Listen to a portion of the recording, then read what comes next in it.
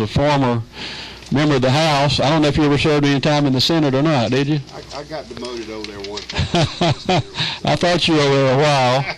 Yes, sir. And does a great job for the state of Georgia. One of the wise moves I think the governor made was when he put Mike Beatty as chairman of Community Affairs, and we're glad to have him with us here today. And his able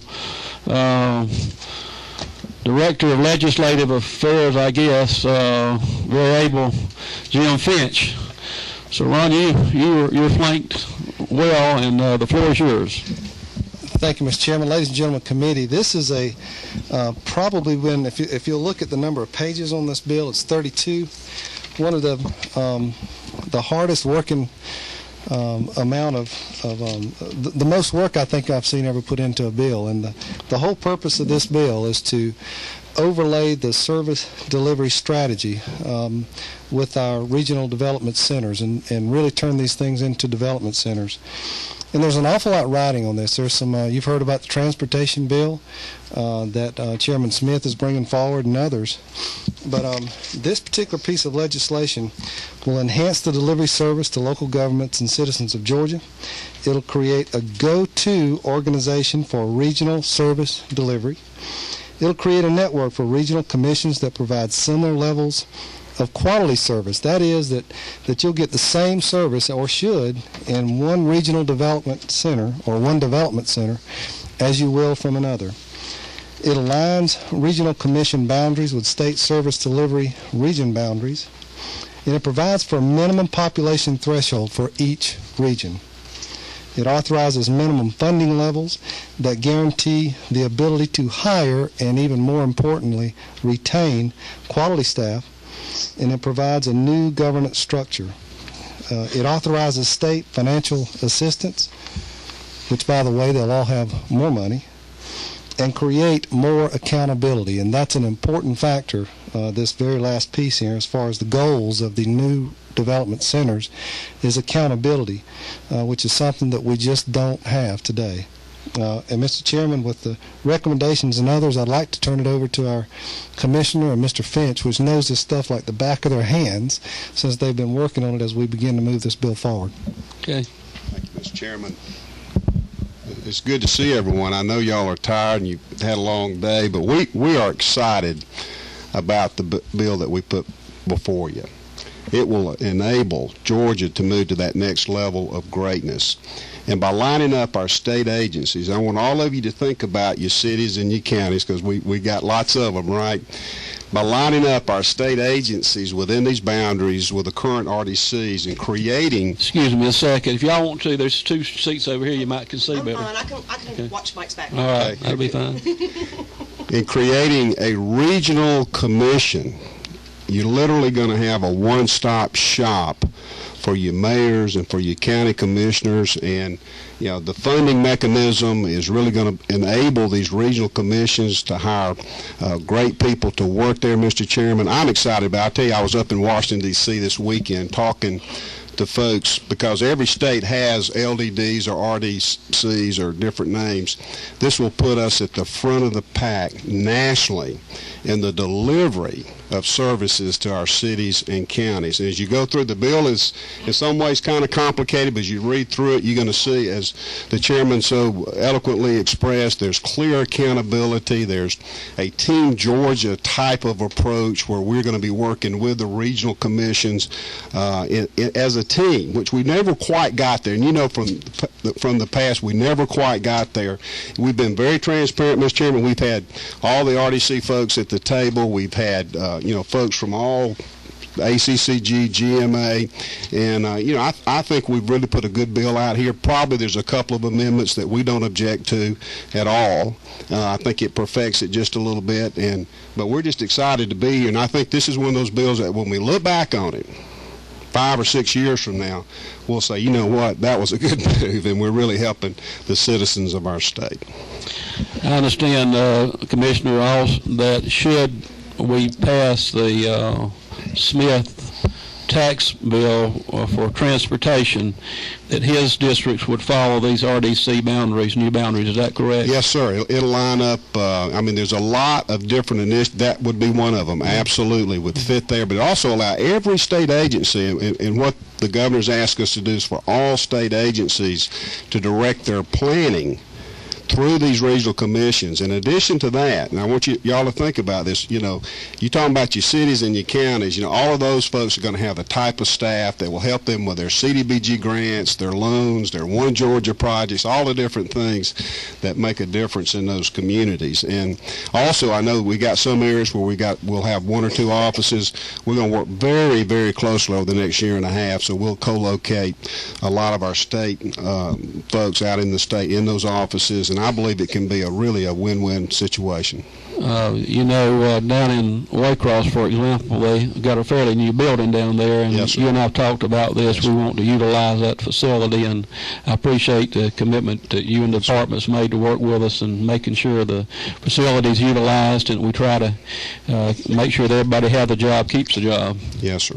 And Mr. Chairman, the fact that we've got a year and a half, you know, the effective date is 09. It Right. gives us a chance to really get in there and work, Mr. Chairman, with those folks, and the provision for the funding to be in place. I mean, we're really, I think the good faith is evident for all who have worked on this bill. Do all the members have a copy of the boundaries, new proposed boundary lines? It should be in your packet. If you don't, let Tom or Sandra know.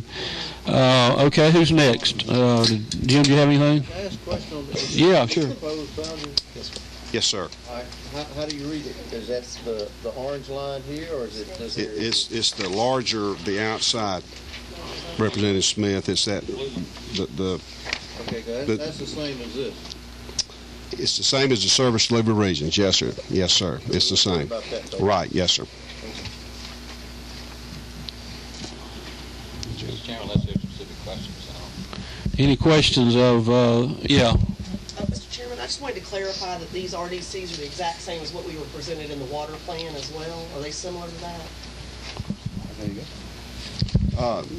No, ma'am. The water plan. Some was, you know, your water plan was overlaid through river basins and watersheds, so it's a little bit different there. Although it is similar in some areas, Madam Chairman, but it also, and that's a good point, because it will also allow us to beef up those staffs to help implement that water plan as it moves along. So you make a great point. So is that overlay there to help with that, along with the transportation proposal yes, really makes a difference, because there's a lot going to be expected of our cities and counties over the next few years. Mr. Chairman? Just one second. Go ahead. Alan. I just wanted to reconfirm what you just said about transportation. We need to pass this in order to use it, base the transportation tax on, and how that money will be staying in the regions, right? I believe that's important to Chairman Smith. You might want to talk about that. The service delivery strategy map that you have here is almost an exact overlay of the map that we have now for the new development districts. And yes, within that bill, it refers to as you collect this money within those districts, and 90% of it is going to be spent within those districts, it refers to this map. Yes, sir. I got another question. GMA. Talking to your mic, GMA Turn it on. caught me a while ago, and I think they may have caught you as well. They had some concerns, and I'm trying to find it. Is anybody here from GMA? Yes, you're right. Mr. Chairman, I guess you can let them speak later.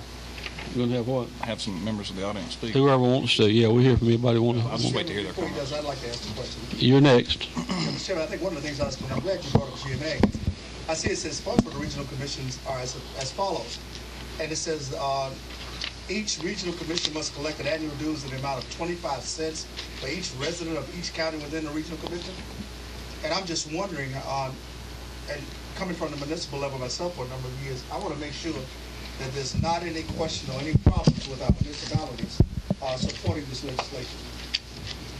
Representative, that language relating to 25-cent minimum per capita dues for regional commissions is the exact same language that's contained in present law for RDCs. Okay. Then I'm assuming that, if I might, I'm assuming we have no problem. What is added, Representative, is that if The recommendation in this bill is that the state would match dollar for dollar the dues of the regional commissions if the regional commissions on average charge $1 in dues for their members per capita. Currently, most of the regional development centers average somewhere around $1 per capita now in dues. It's not exactly that, but on average, I would say it's close to that. Let me say to the committee members, we're going to hear from the audience in a few minutes. Anybody want to speak? And if, in the meantime, if you have any amendments, we've got the lawyer here that can help us draw up an amendment. So if you've got any problems with the legislation, you'll have an opportunity to offer an amendment, and you're certainly free and welcome to do that. Michelle, you got something? I have a question. On the membership, it says one elected official from one municipality in each county in the region. Who decides that? I mean, DeKalb County has 7 or 8 cities, whatever it has in it. Who decides? The language that the representative is referring to is on page 12, beginning on line 17. This bill calls for the chairman of the county commission for each county in the region would serve on the council, which is the board of this new regional commission. If the chairman, for whatever reason, cannot serve, then the chair appoints one other elected county commissioner to represent his or her county on the council. I don't understand. Try that again. If the chairman cannot serve.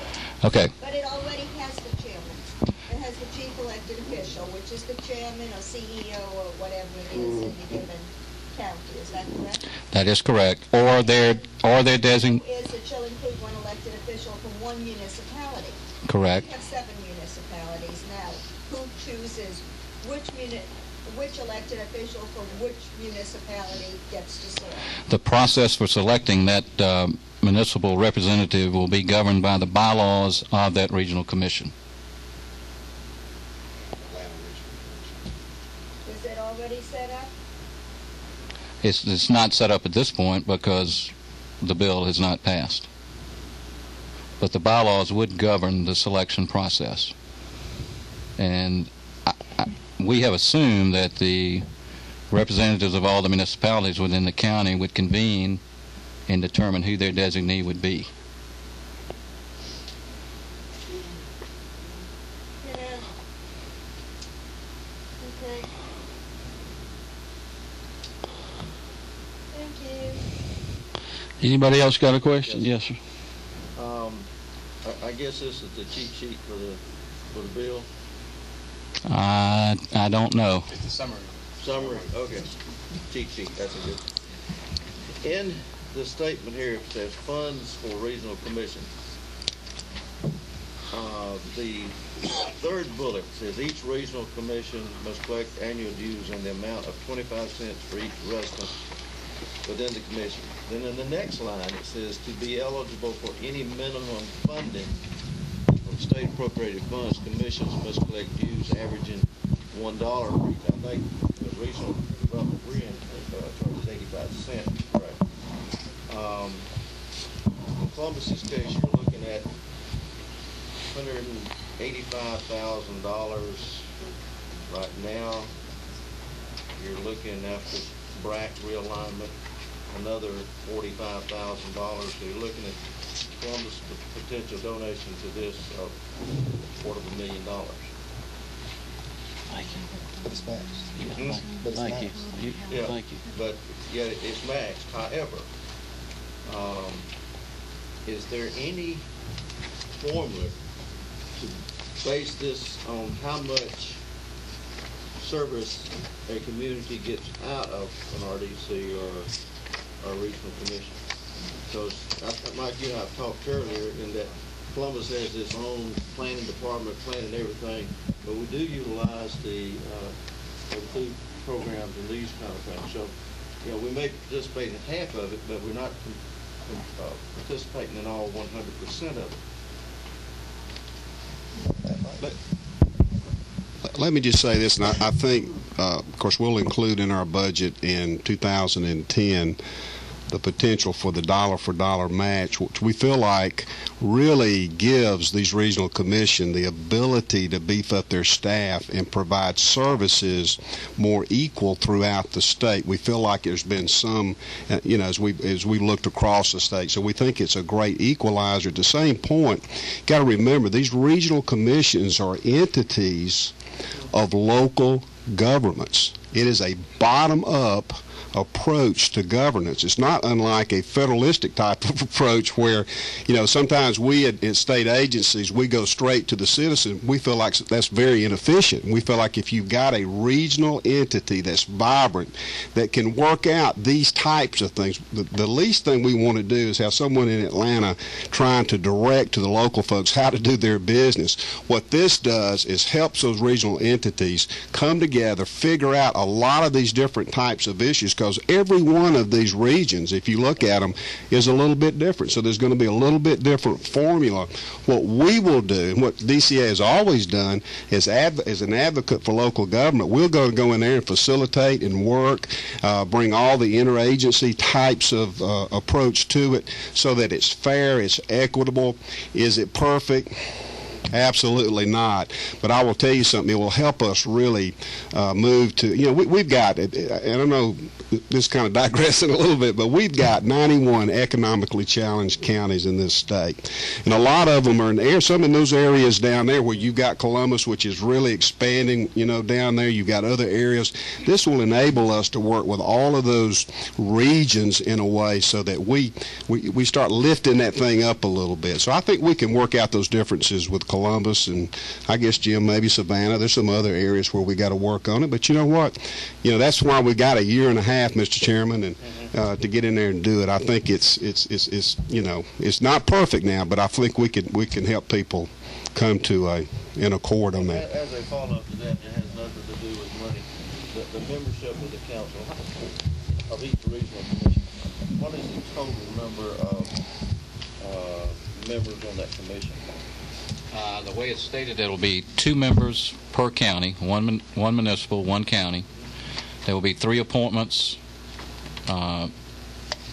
potentially by the governor, 1 each by the Speaker of the House and the Lieutenant Governor. And then there's a provision, if there are additional members needed, then they can be added to the council. Okay, so if you've got a district, say 10 counties in it, what would be the total number? It's going to have at a minimum 25 members. Okay. Yes, sir. And that's one thing, and as we developed this proposal, we looked at a lot of different possibilities for membership. And we finally boiled it down to going with the language that's here, just to try to keep from having a board so large that you may never get anything done. We looked at counties that had 9 municipalities in them, and we said if you add 9 here and 7 for this one and 6 for that one, then you're going to, you will be top heavy. So we tried to balance that between 1 county official and 1 municipal official. And what? Right. And Representative, once again, we had everybody at the table on this, all the RDC folks. We had the county and the city folks, and we spent a lot of time kind of hashing that out because that's fairly... We've been hashing all day long, haven't we? All day. We've been hashing for a year, so particularly today. About made the colonel earn his pay today. You know what? He does look like Colonel Sanders, doesn't he? When I was growing up, up until about 1960, all the lawyers in the state, were colonels. That goes back to the war between the states and held till about 1960 or 70, or the Civil War. Okay, let's see. Anybody else got a question? Okay. Yeah, Mr. Vice Chairman. Oh, I'm good. We can share. Oh, that one. We take care of you, Ron. Yeah, let me say, if you have any comments, try to talk in the microphone so everybody in the room can hear us. And I guess we're on the internet up here, Yeah. so we're being watched worldwide. And maybe somebody in Paris, France, or London watching you, Madam Vice Chairman. So speak distinctly into the mic. Thank you. If they're watching us, I feel sorry for them. I wanted to commend the commissioner for several things that are in this bill. One is the requirement of the audits, the public disclosure, the performance audits, and the reports that are to be made public to all of us in the legislature, the local officials, and to the public. And if more of our colleagues and agencies would follow your example, Commissioner, in regards to open records and public transparency, I think we'd have a much better state. And I think that the model of your disclosure language in here is a model that should go in bills everywhere, or and I just want to thank you for that. And I just wanted to make that public. And I greatly appreciate that. I know that my RDC has always been good in helping me get information, and they're good at coordinating information among all the communities, and thank you for making these folks even better. Thank you, Madam Chairman. And once again, it's a team effort. We all work together on it, the RDCs, we really want to do a good job. The bottom line is, we want the citizens of Georgia to get the services they need. We feel like this is an excellent way to do it. We want to hold each other accountable. I think if you look at that, we're holding each other accountable, Yes, sir. very transparent. So we've had the cities, the counties, the regional development centers, all of us have been together. But I appreciate that so much. If we Thank you, can ma'am. make every government entity as transparent as this is going to be, we'd have a mighty fine state. Thank you, ma'am. Anybody else? Okay, I'm going to ask Ron if you want to stay up here, and you can. And one of y'all, we're going to need one chair is all we'll need. So if either the commissioner or Jim, one wants to stay up here, and anybody that wants to make any comments, if you'll come take a seat on the front row. How many code sections y'all have to go through? If there's nobody else, just come on up. Jimmy knows. You come on up. Come on. And anybody else, just take a seat on the front row and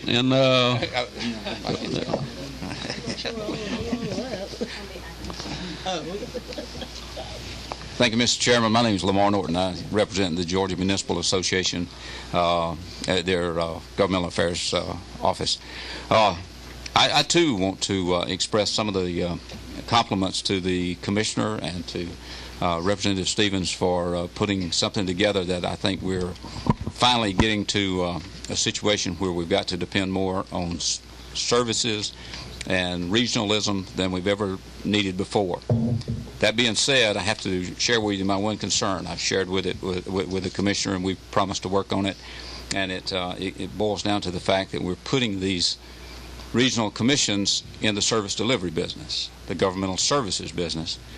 Governmental services to me means water, sewer, gas, electric, on and on. And I don't, in my mind, that's not what we should expect from these folks. They do great planning, they do great development work, and those type services that I think we need to focus on. I am reluctant to support something that puts them in the competing business with cities and counties around the state. And I think we'd be doing ourselves a huge injustice if we do that. I've talked to the Commissioner, like I said. As long as he's there and they go by this model, I'd feel very secure that things were going to work that way. There's no guarantees beyond this day that any of us will be in this capacity, and I think it's something we need to take a strong look at. It's on page 15 of the copy that I've got, lines 13 through 18 on my copy, and I just ask that we keep that in the back of our mind somewhere. About governmental services. Just a second, is that correct? You want to explain to us what he's talking about? Well, first I think I need to go to explain and disclose what exactly happened, because there was some language addressing that very concern and a substitute that was drafted this afternoon. Right. And then about 30 minutes before this meeting was supposed to be scheduled, there was an emergency amendment that was brought on a piece of paper that was a photocopy of a prior version of the bill with the language written in. our office pulled that bill and added that language in, and in so doing, built off the wrong. There's the wrong block in the structure. So what I have here is both versions, and I can read right here the language I think that was offered by GMA earlier. Wasn't by ACCG. ACCG. Well, it was one of the local government. My apologies. That's fine. And I don't know if it would go to your point or not, but I could see if it makes you feel better, sir. Well, I went to the governor's staff when I first heard that this bill was being put together a year and a half or whenever it was. They assured me at no time were we ever going to put our service delivery regions in the service delivery business as we know governmental services today. And I feel like the language in the bill does that. And that bothers me on those two sentences that identifies governmental services and puts them in that. And I stand to be corrected. You don't have a problem like we talked earlier with the transportation.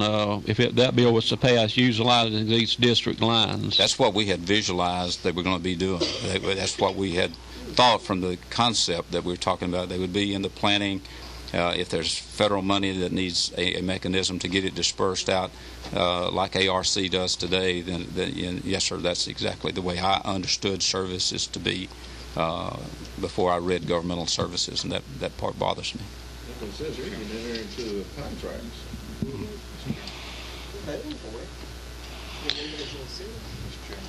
Okay, are you? Let me ask you this: Are you asking the committee to vote for the bill, against the bill, or to amend it? Well, I don't like those two sentences in the bill. Other than that, I get pretty comfortable with the bill. Commissioner? Mr. Chairman, I believe that no bill is perfect, but I want to make it very clear that as we had hearings on this bill, we had everybody at the table, including we had Jim Higdon there, and we talked about these very issues. And we really worked hard to make sure that everybody had a chance to talk about it. We felt like we came to a resolution.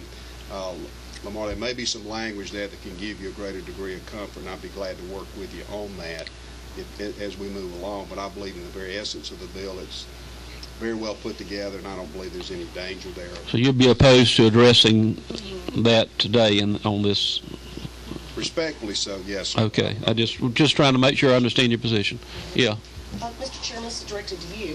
What if the bill was amended so that all the entities in that regional development center had to pass a resolution asking the RDC to provide those government services, so that way the cities and counties are all accountable for the request for the delivery of service? That would be up to the committee, entirely up to the committee. Okay.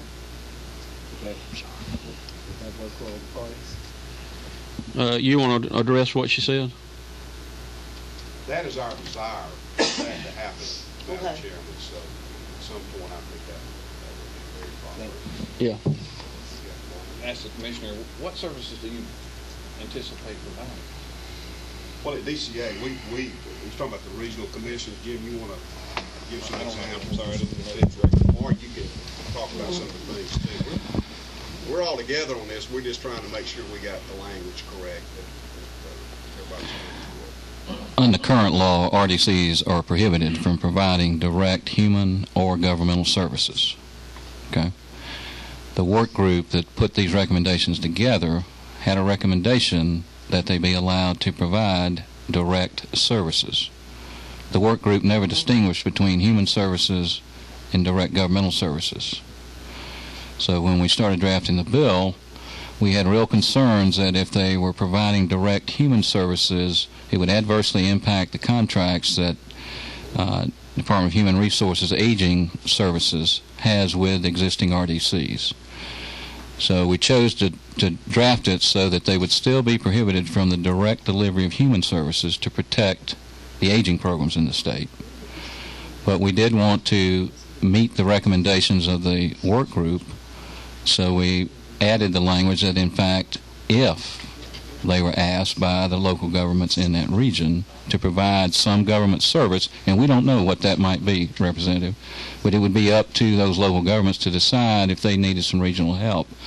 One request in the past to at least one RDC in the state was to set up a regional transportation network to serve the needy in that region, to provide transportation, particularly to health care and other services in that particular area. But again, it would be determined by the local governments there. It would not be something the state necessarily would mandate.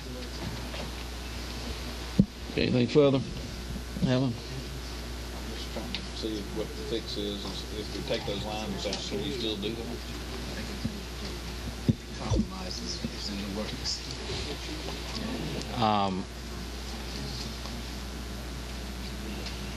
I think if you take out lines 13, so where it begins, the commission shall be permitted to enter into contracts by such regional commissions to provide, on line 14, or provide directly with the council's approval governmental services. If you strike that, it just means they would not be able to provide direct governmental services as they are authorized today.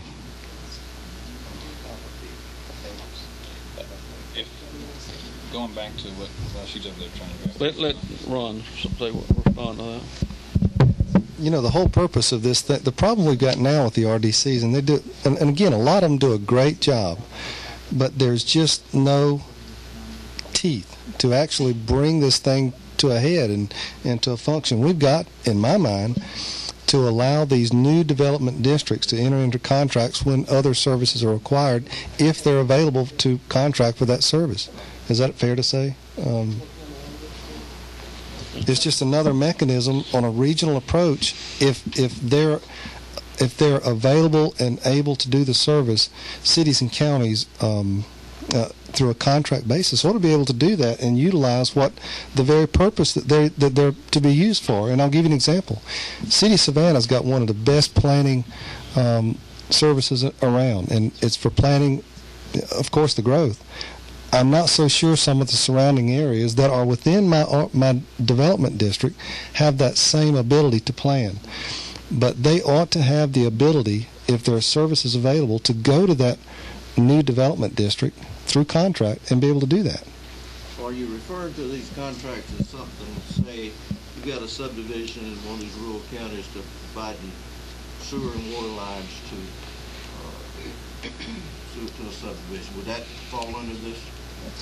I think if the ability for that particular development district didn't have the wherewithal, whether it's in a county or even in a city, probably a county would be more adept, or where it would fall more and likely in the county. If the development district has the ability to do that, I don't think we need to preclude them from doing it. Anybody else got it? Lamar, you got anything you want to add? Just one other question that this concerns me because it doesn't talk about cost. What the cost of those services is? It going to be a profit center, or is it going to be a cost basis only, where they recover their cost for the service they provide, or are they going to be allowed to make a profit? And then, how many of these contracts can they get into? And then if they ramp up really high with staff at the RCs, and then a year later that contract is canceled, you've built up a huge staff without anything to do. I just think that we should be cautious about putting them in a competing area, because it doesn't address service delivery strategy, which we cities and counties always have to abide by, agree upon, and work with. And I don't see that in here where this entity that may be in that same business fits under the service delivery strategy that we have to abide by. So, okay. Why don't you respond to that, Jim Mason? The commissioner wants us. Mr. Chairman, I believe that we're going to have the language drafted here in just a moment that would address what Chairman Chambers was talking about, and also what some of our local government folks have been talking about. Address what Lamar just talked about. Well, it probably won't address totally. Yes. I think Lamar may have a fundamental disagreement on the basic issue, but I want to make it very clear that we had GMA at the table from the beginning. When this proposal was put forth, like it is now, there was no disagreement. And so I'm a little bit perturbed at the last moment we would have a problem with it when we've had it up front for a long time. Okay. Excuse me. You're here. I think commissioner, all due respect to the commissioner coming in with that I don't want to say attitude, but I would be a little cautious. I think I would tell the commissioner, people have the right to change their minds. And again, I think there's something that's going to have the impact that it's going to have. If a person has a chance to reevaluate or rethink the position, I don't think it's something that we should be getting annoyed about. I think that in this business, we're in the business of delivering good constituent services. And that's what I think that we're attempting to do here. And I am concerned that having come from the municipal level, I don't want to do anything to ever hurt municipalities. That's always been my commitment since I've been up here. And if there's something that can be worked out that can benefit the citizens of Georgia through this wonderful proposal that we have here, but yet and still not impede cities from delivering the services they've been delivering for hundreds of years, I don't think I have a problem with that. But I do have a problem with if we have something that needs to be corrected, and even if it was second guessed or thought out, or if it was an afterthought, or if it was reevaluated, depending on the term you want to use, I kind of get offended with that kind of attitude. And I think that we're all in this business to work collectively together. Sir, I apologize if I came across that way, because I really didn't mean to do that, because I've been working. Yes, sir. I think we.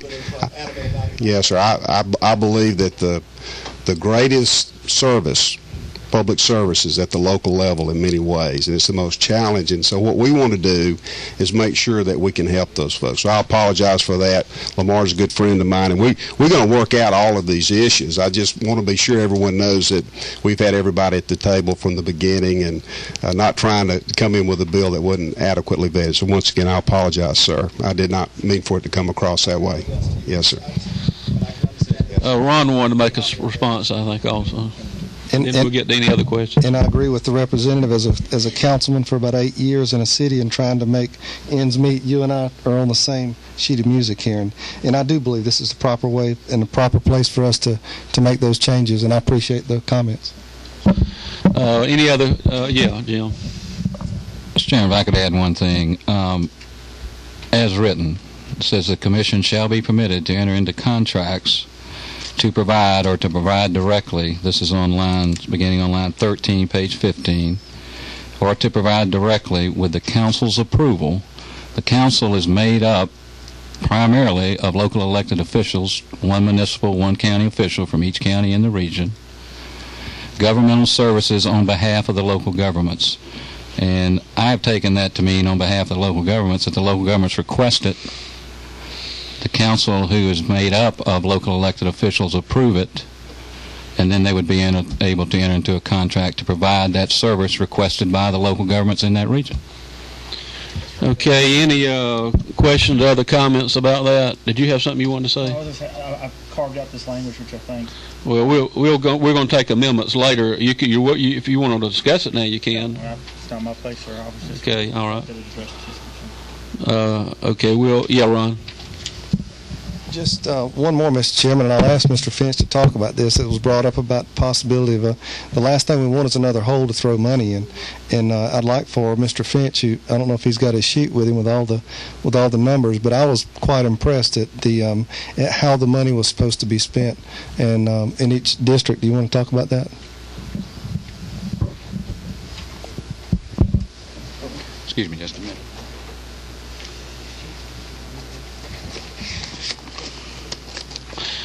While he's getting that out, did any of the other legislators have any other questions? Anybody? And I just wanted to make sure I got you on the list if you did. Okay, you ready? The funding proposal would allow in the dollar-for-dollar match, based on per capita in each region, monies to be used to provide services that the regional commissions would be authorized to use by law. There's also a proposal that there would be a supplemental fund that the regional commissions could apply to assist their local governments, particularly around the areas of consolidation of services, consolidations of governments, etc. So there would be help there in that arena also under this proposal. Okay. Thank you for that information. Anybody got a question about that? Okay, anybody got anything they want to ask of Mr. Norton before he departs? Mr. Chairman, I appreciate y'all putting up with me, and to the commissioner who's been a dear friend, I apologize for disagreeing with him, because in concept I'm good. The governmental services part I have real problems with. Okay. Thank you. Thank you. And to Mr. Thank you, Stevens as Lamar, well. for your comments. Okay.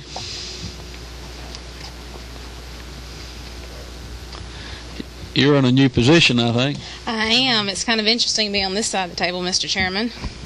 Well, we're honored to have you. Well, thank you. Mr. Chairman, members of committee, my name is Michelle Neesmith, and I represent ACCG, the Association of County Commissioners of Georgia. And I, too, would like to thank DCA for bringing this proposal forward. I served as part of the task force that met over the summer, and I can tell you that Jim Finch did a lot of really hard work coordinating and pulling everyone together on that, and we were happy to be a member of part of the process. ACCG supports the proposal.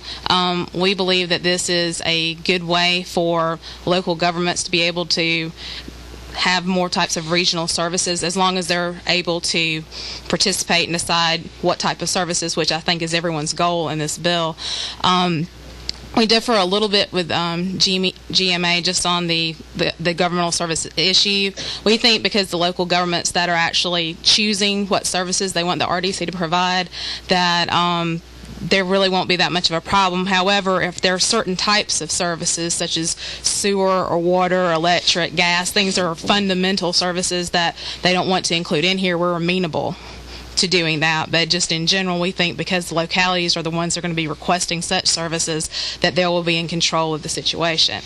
And I'm also would like to apologize for any trouble that Jimmy had today, because we had several tries to get an amendment on page 15, but I've talked to Commissioner Beatty, and we're working together on trying to perfect that language. And just basically what it would do is just to make it very clear that on the contractual basis, it's the local government's contracting with the RDC. And then also a point that came up is to make sure within the region that a particular county or city, if they didn't want to participate in a particular services, they wouldn't be forced to. So that was just more along the lines of clarifying language. Well, I'm hoping before we leave here today that we can include that language. You've got that to where you can include it. So we're going to go ahead and include that today. Yeah, thank you, Mr. Chairman. Okay, so you, on this other issue that Norris spoke up, you're in favor of leaving the language like it is in the bill? I'm okay with having a broad-based governmental services, in that I don't believe, because if we give the local governments the ability to contract with the RDC, and also to allow them to only be able to be in the contract for 1 year at a time, and then it renewable after that year is over, that if there is any problem with the service, they could just discontinue it. I just want to be sure the committee fully understands your position and Mr. Norton's position. I think he was opposed to it. You don't support an amendment changing this, is that correct? As far as taking out governmental services altogether, you mean? No. You're satisfied with the language as written? I'm satisfied with the governmental services piece. Okay, that's why I wanted to be sure we were clear on that. Yeah. Maybe I misunderstood. I thought that during the course of the discussion that we were talking about defining what the government, or the limits of the governmental services that could be offered. You can. I mean, you can offer an amendment if you want to. I'm just trying to make sure we understand what the city's position is and the county commissioners, so the committee fully understands what their positions are. All I'm doing is clarification. Whatever the committee wants to offer in the forms of amendment, you'll have an opportunity to do that when we start to perfect the bill. And if I may, Mr. Chairman, Representative Hextall, what I was saying is there are certain core services that I don't anticipate any local government would want an RDC to perform, such as sewer, gas, electricity, just because it doesn't really make sense for them to. But if those particular types of services are exempted from it, we wouldn't have a problem. We're okay with the general-based, just governmental services as well. Anything else? No, Mr. Chairman, at the proper time, I'll probably ask some questions as amendments are drawn. Okay, anybody got a question of Michelle? All right, thank you. Thanks, Mr. Chairman. Anybody else?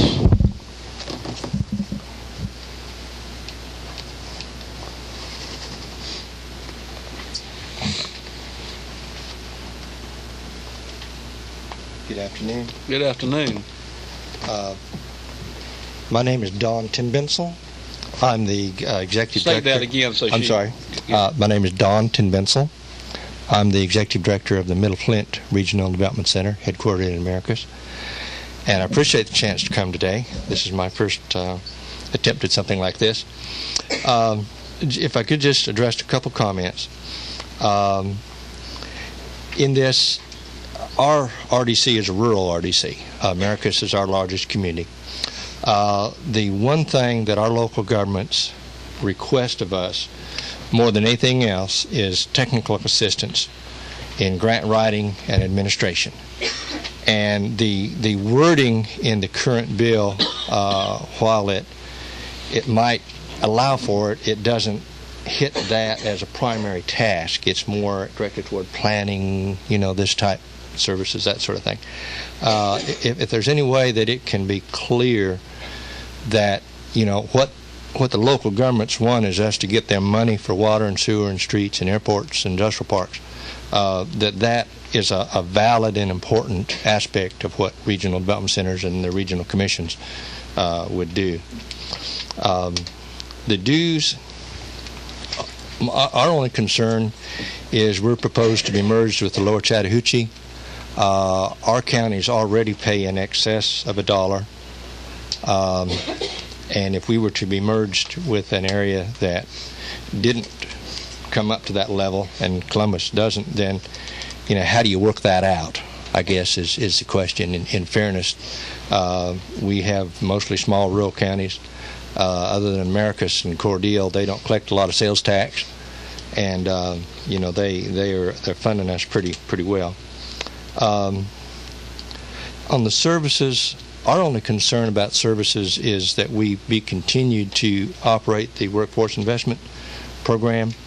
The way some of the initial wording was, it sounded like we would not be able to, and we're the one that the local governments want to run it, and it just needs to be clarified. We're not interested in getting in the water and sewer business, believe me, but there are federal programs such as aging, such as workforce investment, that there's nobody else to do it, and it should be to where something, at least where the regional center is already doing it, that it and their local governments agree to it, that be allowed to continue. There was some concern, some talk about, well, the larger cities shouldn't pay as much, and you can understand that, but yet and still, if you got a big regional project, it impacts everybody. We developed the Andersonville Trail tourism. We promoted the National Park Service taking over Andersonville.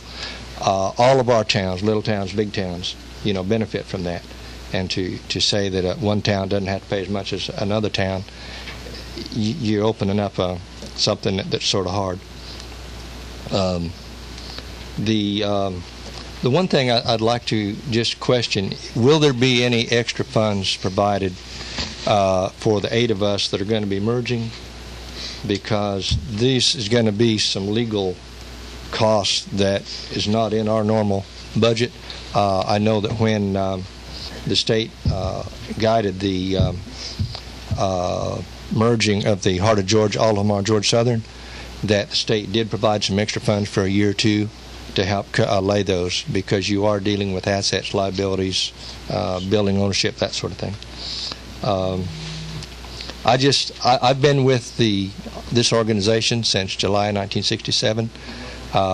We've done some really good things, and I believe I came to Georgia from Nebraska because Nebraska wasn't in this business, and Georgia was. I think Georgia's always ranked high in utilizing the regional planning concept, and I appreciate y'all considering this move to even strengthen it. And that's all my comments. Any questions of the gentleman or comments? Jim, you want to respond to what he said? If I could, Mr. Chairman and members of the committee, the language in this bill related to the authorization for regional commissions to do whatever they want to do as prescribed in law, all of the language is language that's in current law, except in a couple of cases it adds this language. Regional commissions shall function as the regional planning entity for land use, environmental, transportation, and historic preservation planning in each designated region of the state. And then it goes on to repeat current law, which opens the commissions up to be able to perform the same duties that they perform now as regional development centers. Okay. All right. Yeah, Mike. This is one of the finest local public servants we have in the state, and I appreciate him. And I just want to give you the assurance that we will have an interagency task force that will work very closely with you in every way to be sure that all of the I's are dotted and the T's are crossed. And, we are advocates for local government. Regional commissions are entities of local government. That's our charge, and we will do whatever it takes to make that work. Okay, thank you. Thank you for your testimony. Got somebody else want to speak? Anybody else?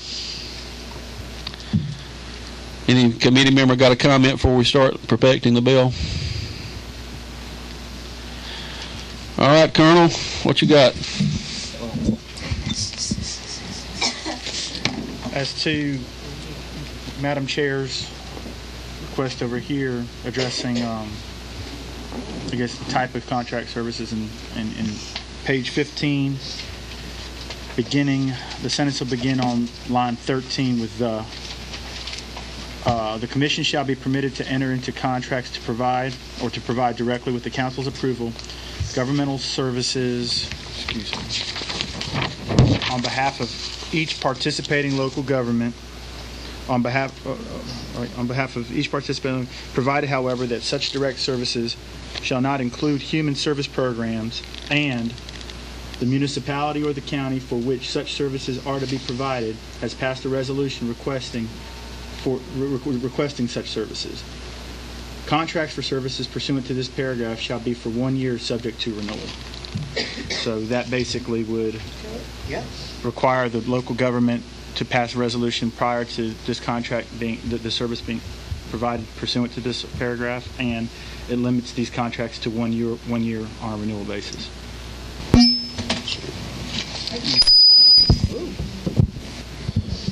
Okay, go ahead. So moved. All right, any questions about that amendment? Yes. Yes, sir. Do you need a second? We got a motion. We got a motion. Got a motion to accept the amendment. Is there a second to the motion? Second. Got a second. Okay. You got anything? I have a question, Mr. Chairman. Since that's he read that off quickly, and this might have been covered, and I just didn't catch it, but I just wanted to be sure that I understand that what we're trying to do is make sure that the local government has requested that the service be provided. But I want to make sure that to my mind, that request does not necessarily create an obligation that it be provided, that would still have to be approved by the regional commission. And I'm just not sure that was that in there? The first part, because the first sentence here is each commission may, upon the signed resolution of its council and written approval by each unit of local government affected, initiate continual renew arrangements with the United States law.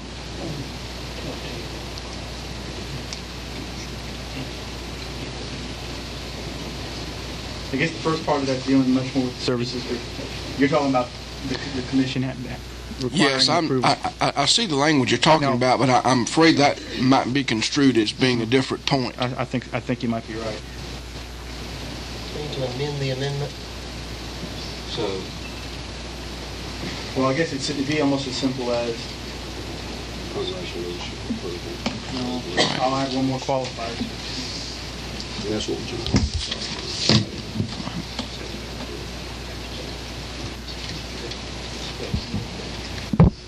While he's doing that,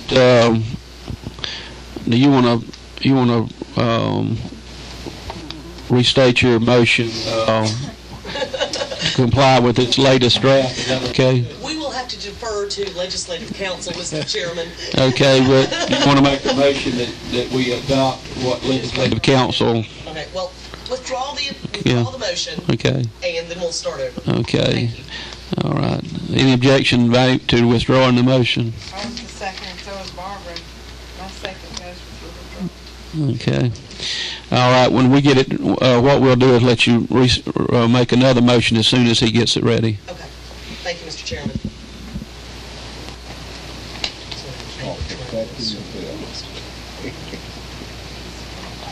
Mr. Chairman?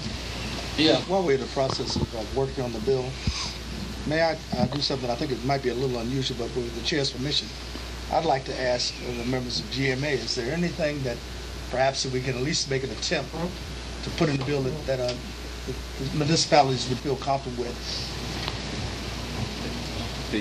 You want to come back up here while we're working on that and utilize the time? That's a good question. Because we tabled it. Yeah, Mr. Chairman, committee, I apologize for taking your time, but that's what we're here for. It takes all.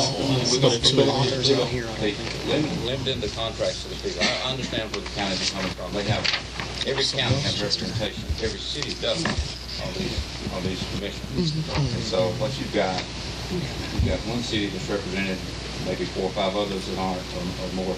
And so we run into a little problem there where you try to represent all of them with just one person. So it makes us a little different. If you're going to provide that service, we think you should limit the cost of that service to the expense of the service, so that this is not a profit center making money at the expense of local governments who have no choice but to pay the dues. As was stated, we have to pay the dues. We pay for the service, but they shouldn't be allowed to make a ton of money off that service that they deliver. And it's basically a break even. I don't know how you write This is that. common sense. I think this is common. I'm sorry, Mr. Chairman, I was talking out of turn. She was asking me a question. Not lying on that. I'm telling lie, my colleague. I was rude, Mr. Chairman, talking out of turn. I apologize. You want to do what now? I'd like to suggest, Mr. Chairman, that the Legislative Council consider that as part of the amendment, or part of another amendment that I'd like to. Well, let's get this amendment out of the way. Then you can make a motion and then see if you get a second. And if you get a second, we'll go from there. You got the lawyer working hard.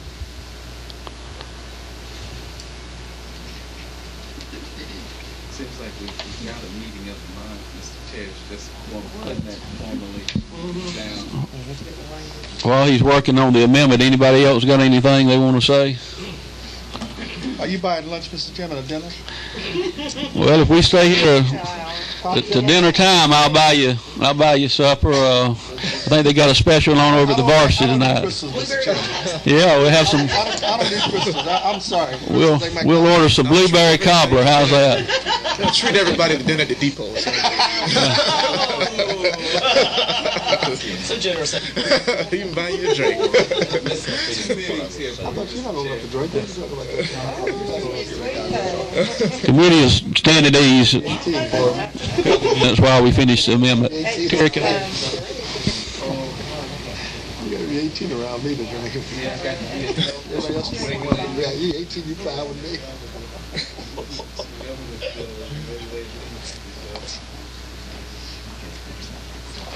Yes. How are you? Good, good, wonderful. Thanks for coming down.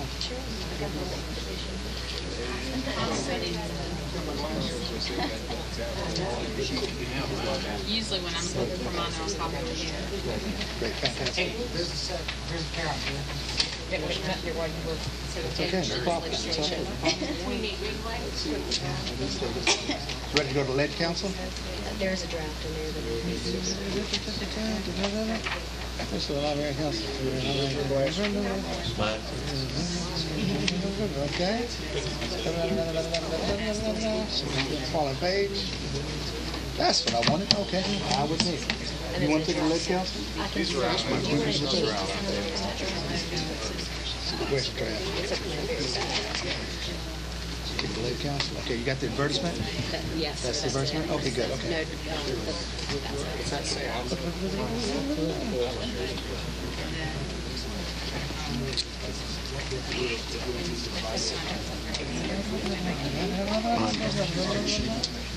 I don't have a problem. What do you want me to do? I don't have a problem. You want to do this Lake Council thing?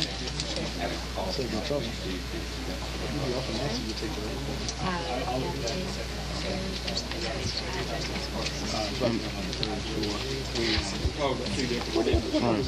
Lake Council. Belongs up to room number. You guys know. You spotted me. I know the phone number.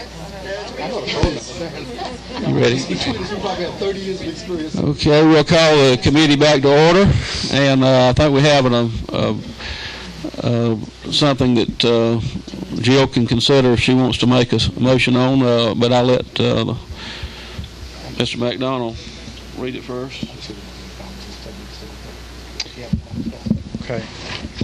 The commission shall not be permitted to enter into contracts to provide directly with the council's approval governmental services on behalf of each participating local government, provided that the municipality or the county for which such services are to be provided has passed a resolution requesting such services, and the council has passed a resolution approving the resolution, or the council has approved the resolution requesting a service from the commission.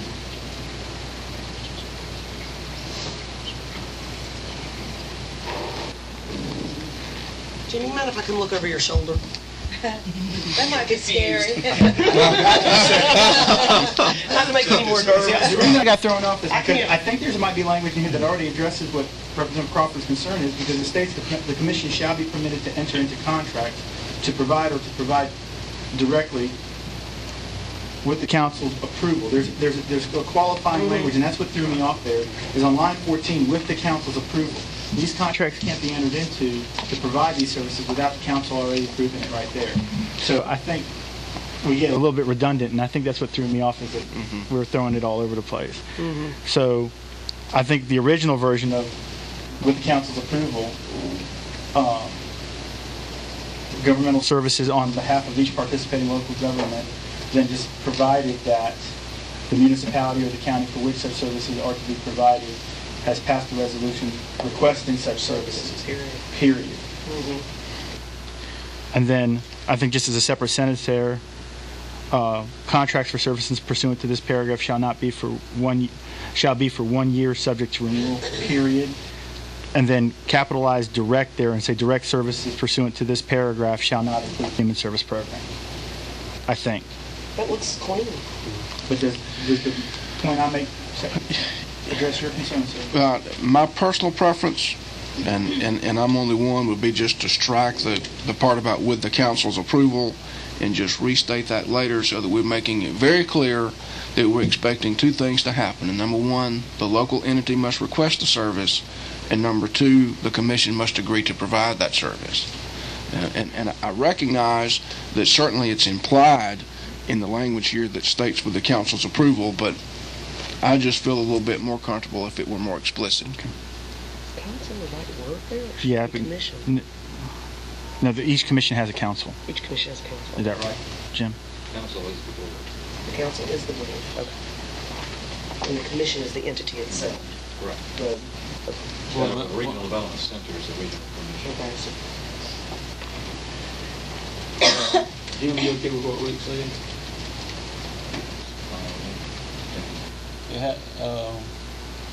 Jill, you want to go with this or with Rick? How's your motion? Rick, what did you say again one more time, please? I'm just, because we put it all into one thing, Okay. it makes it easier. What I'm trying to get at simply is Look over your what I have. Sorry about that. You can't- Listening is different than looking at it. It's in my mind. It's in your mind. Ooh. It's in my mind. Well, that's my problem, is I can't get it in my mind. It strikes me that what I hear everybody saying is there's general agreement on the conditions upon which the services would be provided, and they would require, number one, that the local government must request that the service be provided, and then number two, that the council must agree to provide that service. And so my point simply is that this language here that Jim is talking about with the council's approval. Okay, it's the word approval probably, isn't it? Right. But to me, while I recognize it, I think that certainly implies. I think it's explicit. From the legal interpretation, I don't think there's any implication there. It explicitly says the council must approve it. Well, I don't dispute that might ultimately be the interpretation of it. I'm simply saying that I personally would feel more comfortable if it were stated, these are the two things that are required, 1 and 2, rather than the way it's drafted here. It'd be easy to put it into a 1-2. I think I've almost got it done already. Okay, it'd be easy to put that in a 1-2. Okay, good job. Thanks for letting me look over your shoulder. It's easier to understand. I think we're just about there. I'm going to give the commissioner the job of making sure this crowd stays with us. We got to have 6 to have a quorum, so if anybody starts to leave, you head them off now. How about this, Representative Barker? The Commission shall be permitted to enter into contracts to provide or to provide directly governmental services on behalf of each participating local government, provided that the municipality or the county for which such services are to be provided has passed a resolution requesting such services and the council has approved such resolution. I would have only one other comment on that, and that is rather than say each local government, that to me kind of sounds like we're maybe implying for all of them if we said a participating. It's each participating local. But that's not a big deal to me. I'm making Barbara mad. I'm going to hush.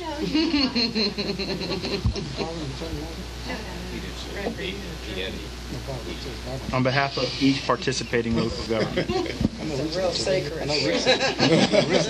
If you change that to A or the, does that matter? I think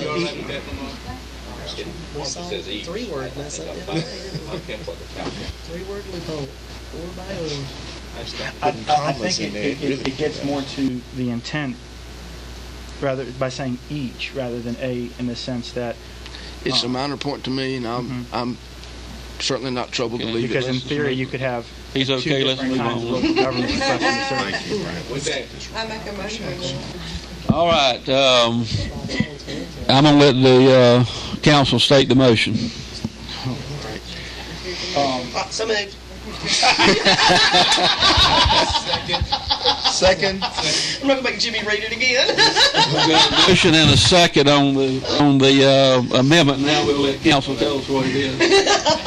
By striking from on line 14 of page 15 with the council's approval, including the comma.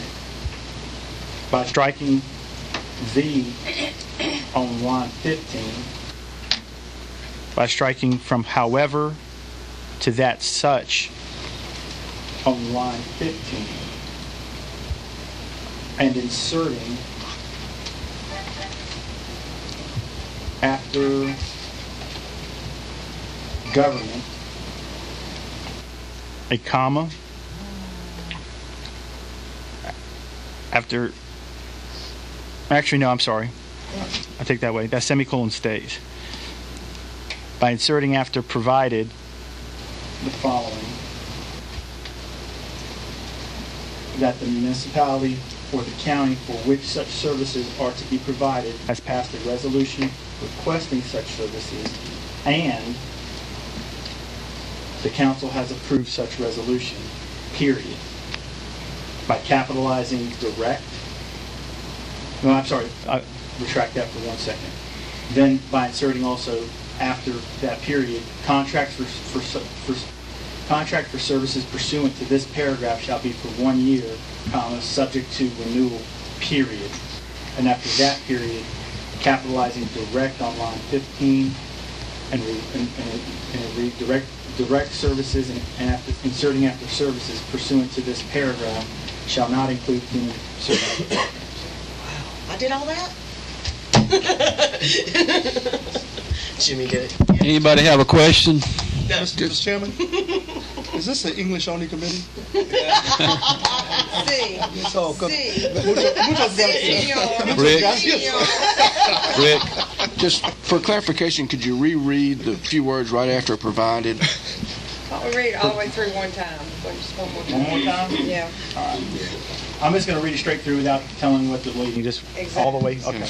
The commission shall be permitted to enter into contracts to provide or to provide directly governmental services on behalf of each participating local government,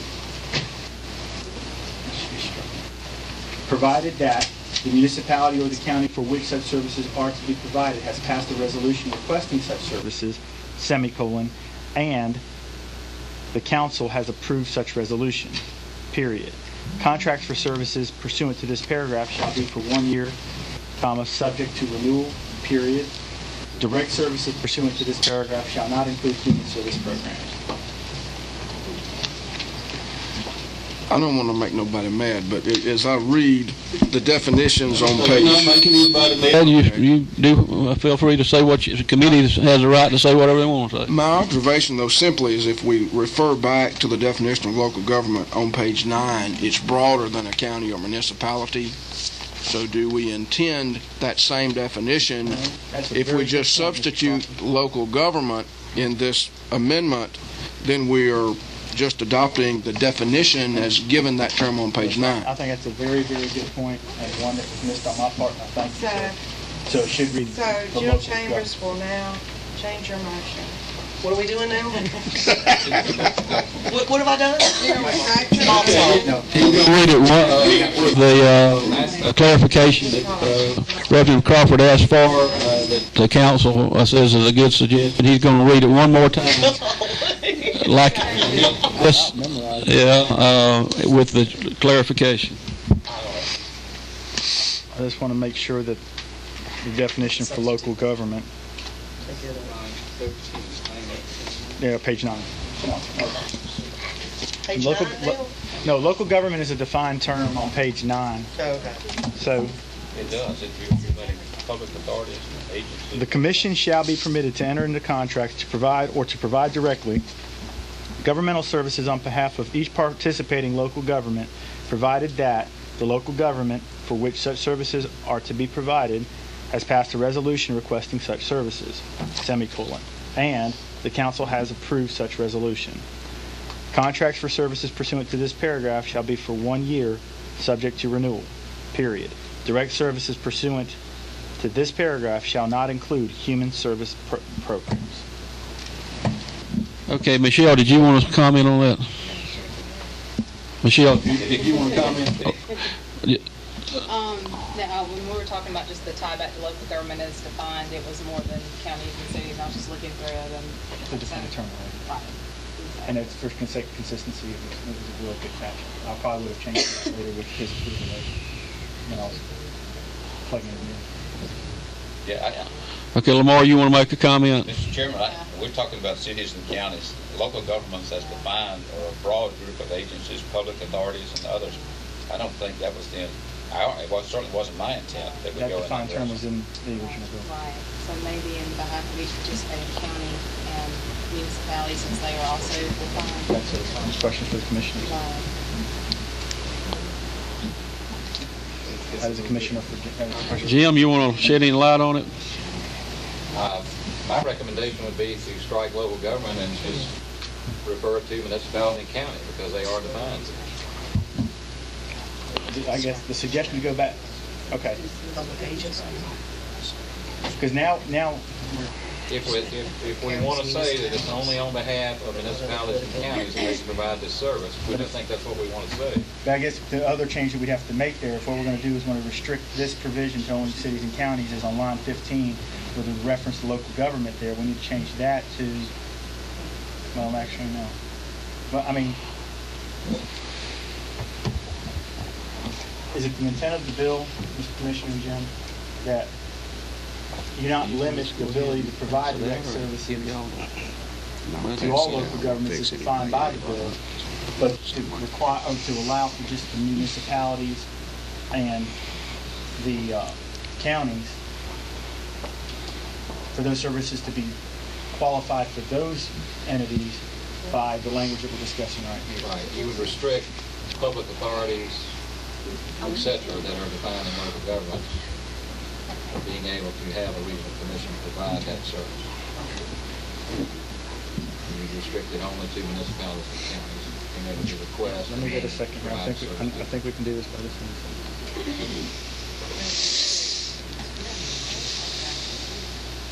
How about everything that we just did from line 13 to line 16, or no, to line 15, ending where it says local governments? Place that semicolon with a period. And then we include a completely separate position going.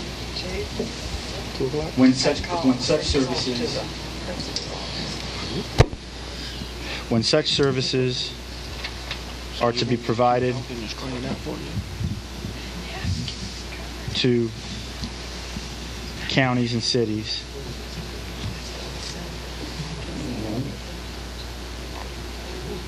No. Such services shall... I'm trying to think on the fly here. Give me 1 second.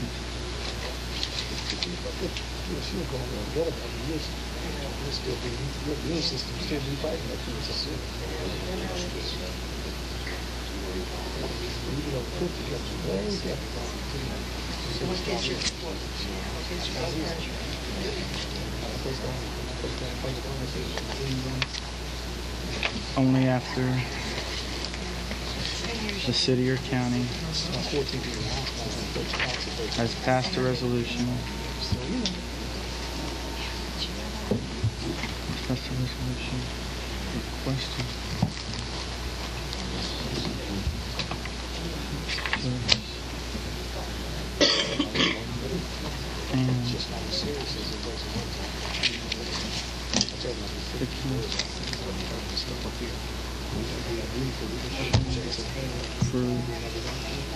as approved.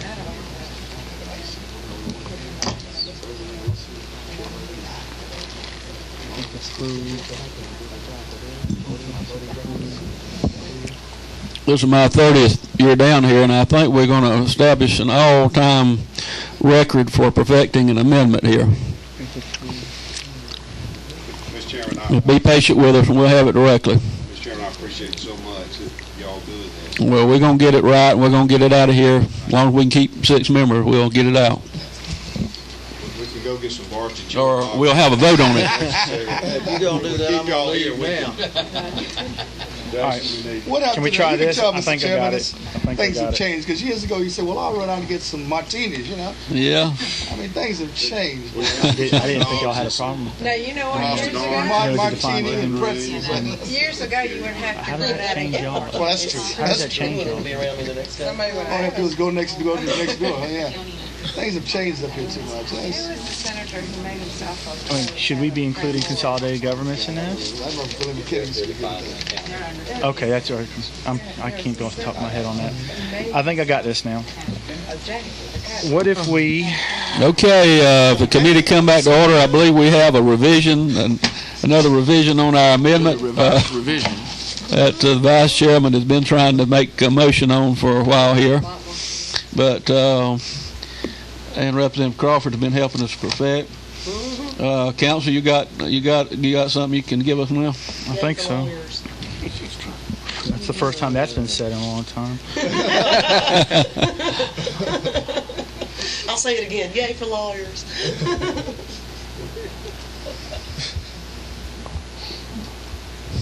We're going to keep lines 13 through 15 through the word governments the same. So we read, the commission shall be permitted to enter into contracts to provide or to provide directly with the council's approval governmental services on behalf of the local governments, period. All right? When such services when such services are to be provided to cities or counties,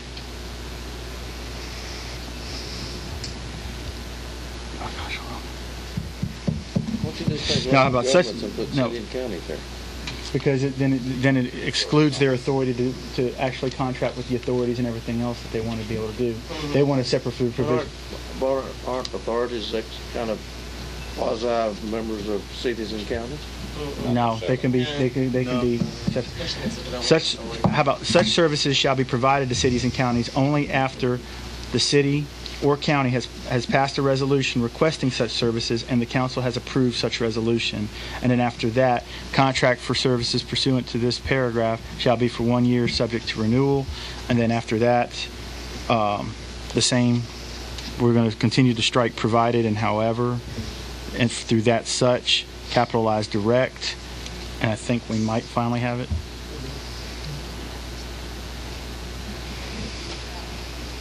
Rick, what you think?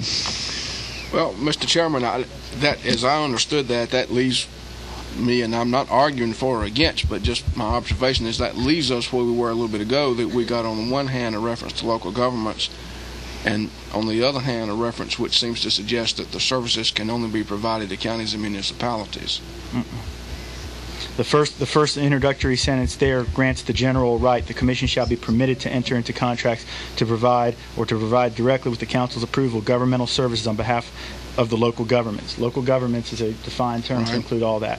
But after that, what we're doing is just qualifying that general power and providing a separate procedure or a separate application of that power to be carved out for cities and counties, which are defined terms for the So that then would contemplate that this two-step process would not apply to other local government entities. That's exactly only to cities and counties. Only cities and counties.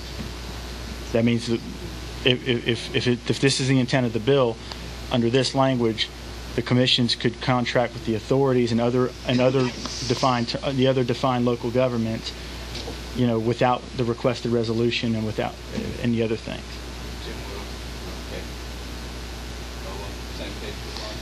Okay, Jim, you and the commissioner see any problem with what he's got here? You okay with that? Anybody else got a comment or question before we get a motion? We can do a new motion, which should be... Okay, you got a motion, Jill? Yes, so moved. So moved. Representative Smith seconds the motion. Representative Lynn Smith seconds the motion. All right, is there any discussion? Rick, you got anything you want to, any other thing? Well, again, as long as it's the will of the committee that we're only applying these two steps to counties and cities, not to other local government entities. And I believe I think that's what we've got. That's the intent, right? Okay, any other discussion? All those in... Yeah, go ahead. Question. Oh, all those in favor say aye. Aye. All opposed? All right, that is adopted. I have a question here on section 26. It's actually on page 32, the last page, beginning with line 20 through 25.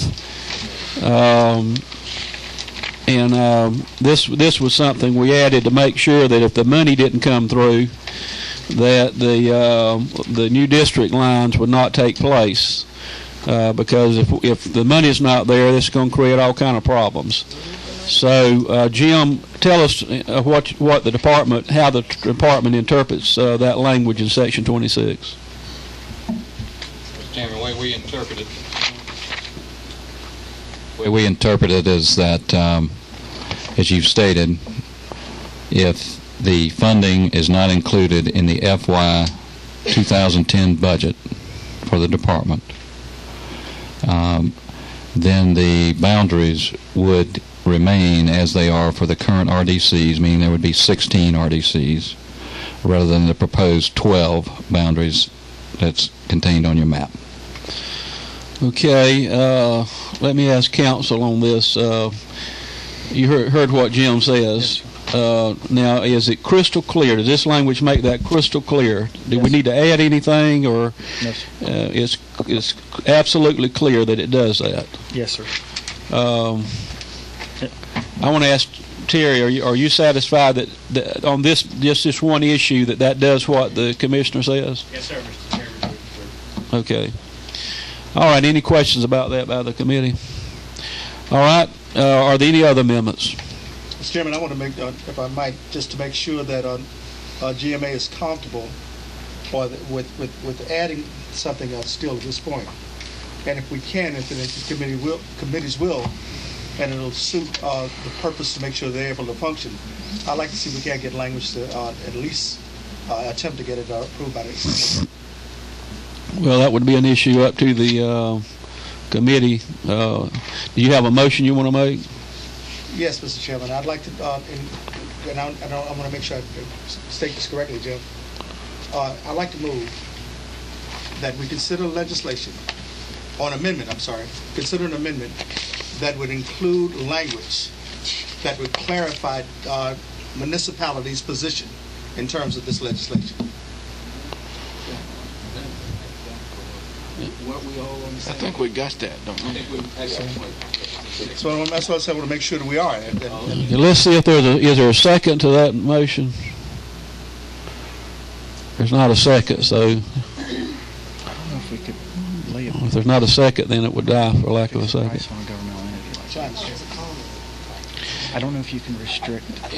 May I? Yeah, sure. I think what Representative Hexall may have been referring to was something I'd mentioned earlier about that service that is going to be provided should be at cost and not a profit center. That's the thing, Jim. And I didn't want to say anything, but I mean, it makes me look kind of interesting here, because I want to make sure that there was something that couldn't be interpreted as being a for-profit entity. And of course, with nobody getting a second. And I think it was my fault for not having to maybe consult somebody on the committee to make sure I got a second. But I think that what I want to do is make sure that when I come up with a position fighting for something like that next time, that we're all on the same page. Let me give the commissioner or Jim a chance to respond to that. Which one of y'all wants to respond?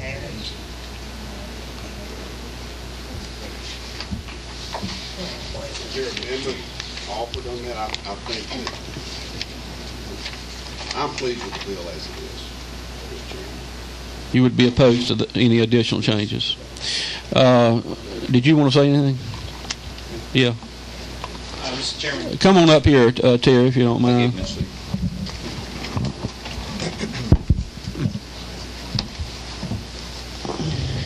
Mr. Chairman, Terry Matthews, representing the Georgia Association for RDCs. I think we're pleased with the bill as you have, as it is. You would be opposed to any additional changes? Okay. Yes, sir. Y'all got any questions, Terry? Okay. Yes, sir. Can I ask a question, Mr. Unusual? I know that we're having the committee discussion, but just for my own clarification, may I ask Jim a question? Sure. Jim, this wouldn't impede you from doing or feeling comfortable that this would not in any way interfere with the municipality's ability to deliver good services? That's just, after I get a copy of it, I feel better. But I think what we did was address the fact that the language that we put in the amendment begins to address what we do. We still have a problem with the cost impact. Are we going to create a profit center? And we'll address that with the commissioner later. All right, well, I think the commissioner said that he felt that it wouldn't be any profit involved in that, so I'm going to take his word on that. But the reason, and let me just kind of make it clear, I know it's late in the afternoon. The reason I'm very concerned, because obviously, Mr. Chairman, I did serve on the municipal level for 13 years. But secondly, I get my worst heat from my municipalities in my community in terms of legislation that comes through this committee. And so that's why I want to make sure that anything that comes through here, when I can go back and justify it to my mayors and councils, that I've certainly done homework or asked the right questions up here, I can feel comfortable. So forgive me, members of the committee, for taking a lot of time on this. But I want to make sure. That's why we're here, and that's why you're elected to express whatever your opinion is. Jill? Mr. Chairman, I just wanted to address my colleagues' concerns here. I think that because of all the auditing, performance audit, financial audits, and the transparency and posting required, if the municipality felt like they were being taken advantage of, they would very easily be able to follow the money, and because of the one-year provision on the contract, they can cancel that puppy after a year if they see they're getting ripped off. So I think that's going to provide enough protections for them, because they should be able to go out there and follow the money. I've never seen language that requires so much transparency ever, and I'm just, this is something. Any further discussion? Well, Mr. Chair, to be quite frank with you now, in light of the discussion that has resulted, I must admit that I'm a little confused because I thought we had a meeting of the minds, whereas that issue that was brought up by GMA, Mr. Norton in particular, was going to be addressed here before we left. And I'm getting the sense now that that issue was not addressed, but hopefully subsequently it would be addressed. So which is it? Somebody can just make me more comfortable with that, because I think Representative Hextall was making a valid point in that if it is an issue, let's get it, while everyone is happy with where we are, let's just get it out of the way, take another minute or two and get it addressed. Well, we're at the point of taking an amendment. If there's another, we've got discussion. If there's another amendment, I heard the commissioner say that it was not going to be a profit center. Well, if there's another amendment, we'll accept it. If not, we're going to have to move on. Okay. Saying they should be they should be done as a nonprofit corporation. I think that's simply put, Mr. Chairman. The amendment should read that all monies should be accounted for without, well, I mean, it should be accounted for through whatever comments that can be made by the legal department. I guess I'm just tired. I'm trying to figure out exactly, but to simplify it, let's just make sure it's not a for-profit entity. Well, the committee member has got to make a motion. It was exact wording. That was a little distorted motion, Mr. Chairman. Okay. We got to figure out where to put it, though. Wait a minute. We've got a motion in a second, but I'm not sure I understand what the wording is. Do you understand it, Counsel? No. In other words, we want to make sure that and Jim, help me if I would, and I noticed. I know where you're going with this. Jim, I'll make sure that your concern was, and state it briefly, please. I think it goes in that same paragraph on page 15 where you say that only the cost will be recovered for providing that service, and it won't be a for-profit service that's provided. Get that?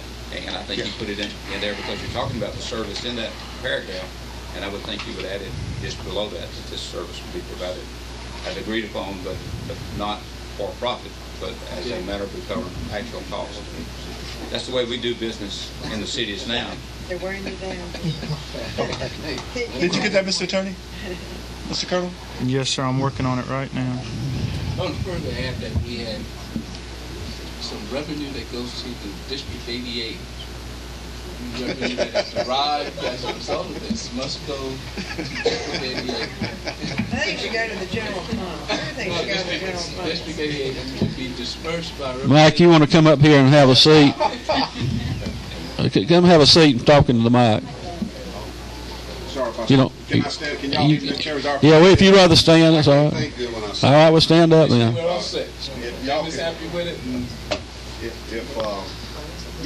it's just like now, Maria, and I know we had this discussion. Anytime you have a regional commissioner RDC provide a service, whether it's agent, there is, what is it called, Maria? It's called administrative. You always got the administrative cost of providing that service, and I think that's fair for the regional commission to have the administrative cost. Now, however you would word that, that's great with us. That makes sense. We want it to be that way. We're not intending for folks to create financial empires with this.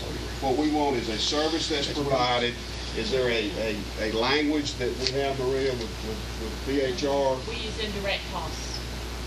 With indirect cost, Jimmy, that's what it would be. And I think that's only fair. I mean, if you provide a service, you got to provide a staff, you got to provide all those types of things. So we're not looking at, folks building quasi-government empires for profit. That's not what you want. So, Mr. Chair, that's what I heard earlier, and that's why I said that we could.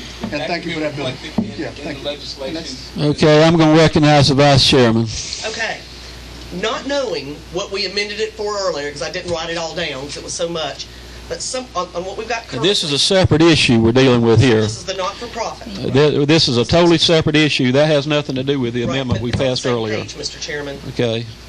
We want to make a separate, what I'm saying is we want to deal with it as a separate issue so that we don't mess up what we did earlier. Let me show my colleagues here. It's up to the committee whether you deal with it or not, but if we get a motion, we'll take, in a second, we'll take a vote on it. Shall be not for. shall not be for profit. Okay, contracts for government services. For profit. Okay, got it. Okay, I think that makes it simple. Okay, is that? I got a commission providing direct services pursuant to this paragraph shall not be implemented on a for-profit basis. We're getting the same thing. However, I'm trying to think of how to qualify the indirect cost language here. Which shall not include. Anyway, does it necessarily have to be reflected in there? Which shall not. Y'all, we understand that. Y'all understand. So I mean, that okay. it's indirect cost. That would be just as you have with the HR and the aging services. Well, indirect costs are not profit. No. They're not profit. So is that all right with what I just read there? Go on again, please. A commission providing direct services pursuant to this paragraph shall not be implemented on a for-profit basis. That doesn't, Mr. Commissioner, Mr. Chairman, Yes. that doesn't impede you from having the necessary staff and the other ancillary services. For the regional committee, yes, sir. The regional commissions will have the indirect costs Okay, as they but have I'm saying, now. but this particular paragraph does not impede you from being able to function. Okay, that's fine.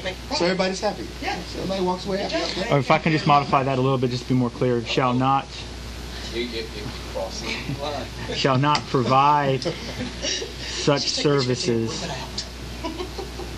on a to make a specific reference to those services. A commission providing direct services pursuant to this paragraph shall not provide such services on a for-profit basis. And my suggestion is to plug that in on line 21 of page 15 after the period after consumers. Yeah, great. Hey, lawyers. Twice in one. Okay, all right. We'd like to have some order here. Mike, listen carefully, and I want to get the response of the department, and then we'll vote. Go ahead. Read it. Yes, sir. So we can all what we're actually amend doing. The bill on line by inserting in between the first period on line 21, and the word regional of page 15. The following. A commission providing direct services pursuant to this paragraph shall not provide such services on a for-profit basis. That's fine. Okay. Has the All right. motion been accepted by the chair? Okay, you want to make that motion? Yeah, I thought I made it before, but yes, I so moved. Okay. We make a motion by Representative Hextall, second by who? Billy seconded. Okay. All right. People that seconded, but that's all right. Any discussion? All those in favor of that amendment say aye. Aye. You know what, Mr. Chair? Oh, God. There seems to be some doubt as to whether now I wish to second. I think you're pretty. Okay, let's have the final vote now. Any other amendments? Any other discussion? Okay, do we have a motion on the House Bill 1216 by committee substitute as amended? And I second if you don't. All right, we got a motion. As amended by substitute.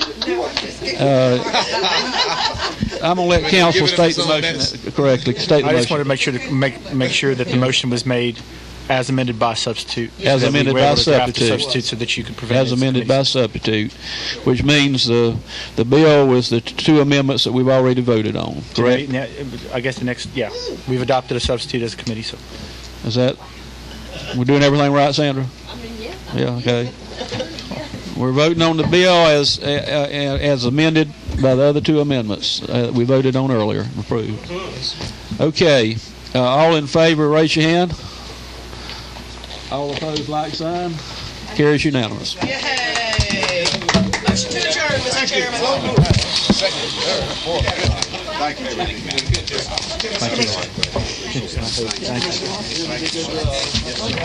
Thank you. I want to make sure you understand.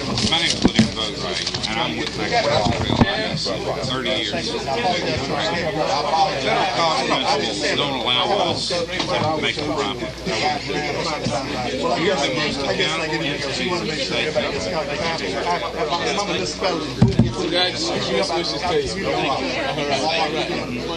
Thank you. We're all shaking it. Thank you.